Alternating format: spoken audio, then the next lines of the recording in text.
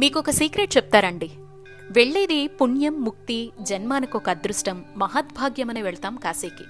కానీ విశ్వనాథుడి దర్శనం కన్నా ముందు ప్రతి ఆలయ సందర్శనకు నడిచేటువంటి క్రమంలో మన కళ్లను పక్కకు తిప్పుకోనీకుండా ఆకర్షించేవి ఒకటుందండి కాశీలో. ఏంటి అంటారా? అదే ఇంకేముంది, బడ్జెట్ని అమాంతం పెంచేసే మన షాపింగ్ అండి. కాశీ వీధుల్లో ఎక్కడ చూసినా చిత్ర విచిత్రమైనటువంటి పూజలు, శంఖాలు, దండలు, అడుగడుగున విచిత్ర లోహ శిల్పాలతో శివలింగాలు దర్శనమిస్తూ ఉంటాయి. అవసరం ఉన్నా లేకున్నా మన చెయ్యి, చూపు రెండు అటువైపు లాగుతూ ఉంటాయి మనల్ని. ఇక్కడ మనం గుర్తించాల్సింది, ఎక్కడంటే అక్కడ కనపడుతున్న రుద్రాక్షలు, శివలింగాలు అవసరాలు, అందరికీ పంచే బహుమతులు కాదు అని. సాక్షాత్ శివయ్య స్వరూపాలవి. రుద్రాక్ష ఏ ముఖమైనా శివయ్య కన్నీటి బిందువై ఈ భువిపైకొచ్చింది. స్వామివారికి చాలా ప్రీతిపాత్రమైంది కూడా. ఇక శివలింగాలంటారా, నచ్చిన వారికిచ్చే బహుమతిలో ఎవరో చెప్పగానే తులసి కోటల్లోనో ఆలయాల్లోనో చెట్ల వద్ద విడిచిపెట్టే వస్తువు అయితే కాదు. అది కూడా సాక్షాత్ స్వామివారి రూపం. ఇవి ఆధ్యాత్మిక విలువలు కలిగినవి. సరదాగా తెచ్చుకునే వస్తువులైతే కాదు. జీవితాంతం, ఆ మాటకొస్తే మన తరతరాలు కాపాడాల్సినటువంటి సంపద.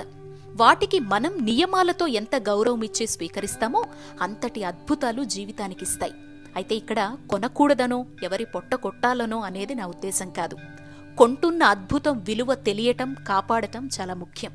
పైగా రోడ్ల మీద కుప్పలు తెప్పలుగా అమ్మేవి చాలా వరకు మైనపు ముద్దలు మాత్రమే. నేను కూడా బాధితురాలనే అనుకోండి. సర్టిఫైడ్ రుద్రాక్షలు, శివలింగాలు విలువలతో వివరిస్తూ షాప్స్లో అయితే దొరుకుతాయండి. అక్కడ తెచ్చుకోవచ్చు. అయితే అంత అందుబాటు ధరల్లో అయితే ఉండవు. ఒక స్ఫటికలింగమే తీసుకుంటే రోడ్డు మీద 10 రూపాయలకు దొరికితే, అదే సైజు లింగం సర్టిఫైడ్ 1 గ్రామ్ వచ్చేసి 20 నుంచి 25 రూపాయల వరకు ఉంటుంది. ఒక బొట్టను వేలంత లింగం లోహాన్ని బట్టి మనం కొనాలంటే 30 నుంచి 50 గ్రాముల వరకు వెచ్చించాల్సి ఉంటుంది. కనుక రుద్రాక్షలు, శివలింగాలు జీవితాంతం కాపాడతామనుకుంటేనే కొని తెచ్చుకోవడం మంచిది.